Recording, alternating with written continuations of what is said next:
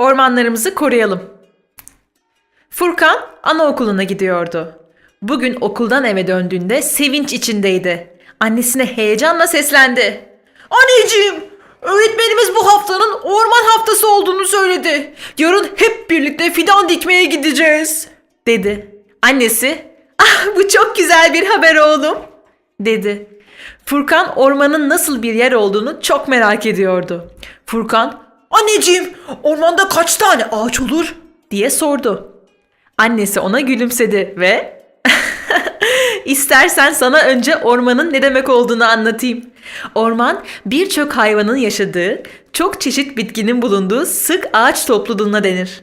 Yani ormanda sayamayacağımız kadar çok ağaç vardır, dedi. Furkan'ın öğretmeni onlara ormanların yararlarından da bahsetmişti. Öğretmeni şöyle anlatmıştı. Ormanların en önemli yararı oksijen kaynağı olmasıdır. Bitkiler havadan karbondioksiti alır, havaya oksijen verir. Bizim ise oksijene ihtiyacımız vardır. Oksijensiz yaşayamayız.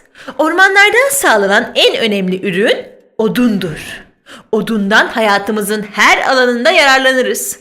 Kullandığımız araç ve gereçlerin çoğu odundan yapılır. Masa, sandalye, kalem, defterimiz ve yaktığımız odunu hep ağaçlardan elde ederiz. Ormandaki ağaçların kökünden, gövdesinden, dalından ve yaprağından boya ve ilaç elde ederiz. Ağaçlar kar ve yağmur sularını kökleriyle tutarak sellerin ve taşkınların oluşmasını önler. Ormanlar havayı temizlerler. Özellikle yerleşim alanları çevresindeki hava kirliliğini ve gürültüyü önler. Ağaçlar toprağın nemli kalmasını sağlar. Böylece toprak kaymasını yani erozyonu önler. Su buharını yoğunlaştırarak yağmur yağmasını sağlar. Orman olmayan yerlerde daha az yağmur yağar. Ormanlarda birçok yabani hayvan yaşar. Ormanlar yabani hayvanların evidir. Ormanlar bir ülkenin doğal güzellik ve zenginlik kaynağıdır. İnsanlara eğlenme, spor yapma, dinlenme imkanı sağlar, diye anlatmıştı. Furkan bir an önce sabah olmasını istiyordu. Öğretmeni ve arkadaşlarıyla birlikte ertesi gün yapacağı geziyi düşünerek uykuya daldı. Rüyasında kendini ormana doğru yürürken gördü. Burada ne kadar çok ağaç var. Üstelik ne kadar da büyükler, dedi. Ormanın içine doğru yöneldiğinde ağaçlar dallarını aşağıya doğru sarkıtıp yolu kapattılar.